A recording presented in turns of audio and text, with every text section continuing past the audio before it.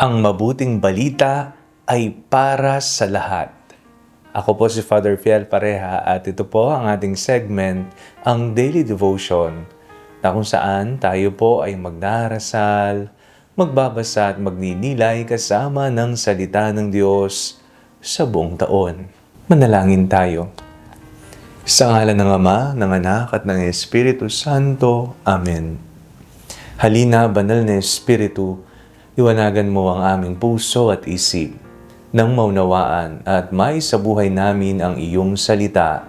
Amen. Our Bible passage for today is from the Gospel of St. Mark chapter 7, verses 24 to 30, and I read it for you. From there he set out and went away to the region of Tyre. He entered the house and did not want anyone to know he was there. Yet he could not escape notice, but a woman whose little daughter had an unclean spirit immediately heard about him, and she came and bowed down at his feet.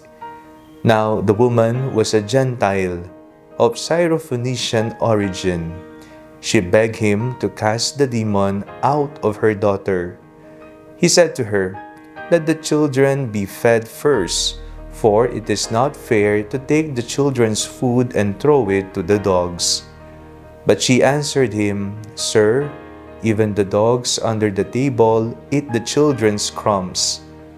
Then he said to her, "For saying that, you may go. The demon has left your daughter." So she went home, found the child lying on the bed, and the demon gone. Ang mabuting balita ay para sa lahat. Ang bawat taong ating nakakatagpo, nakakasalamuha, nakakausap araw-araw, kilala man natin o hindi, nakakasalubong sa daan, nakakasabay sa mga sasakyan o kung anuman, saan man, sila ay mga potensyal na pwedeng maging alagad ng Panginoon. Potensyal na maaaring ipahayag sa kanila ang kagandahang loob ng Diyos, ang mabuting balita ng kaligtasan. Madalas po, ang tao ay namimili. Pinipili lamang ang mga taong mahal nila, pinipili lamang ang mga taong minamahal sila. Kaya, madalas hindi natin wini-welcome ang mga ekstranghero, ang mga hindi natin kamukha ng paniniwala, ang mga mahihirap, ang mga taong hindi natin gusto na makasama. Ngunit ang ebanghelyo na ating binasa ngayong araw na ito ay isang patotoo na ang mabuting balita ay para sa lahat. Hindi ka lahi, hindi ka mukha ng pinaniniwalaan. Sabi pa nga ng ating Panginoong Jesucristo, pakainin muna ang mga bata. Ngunit ang pananampalataya ng babae na mayroong ibang paniniwala sa buhay ang siyang namayani. Kaya naman, sa pamamagitan ng pananampalataya niya sa ating Panginoong Jesucristo, na narinig niya na naroon si Jesus, kahit ayaw ni Jesus na ipamalita, nagtatago ang Panginoong Jesucristo, pero nabalitaan niya na nandoon si Jesus.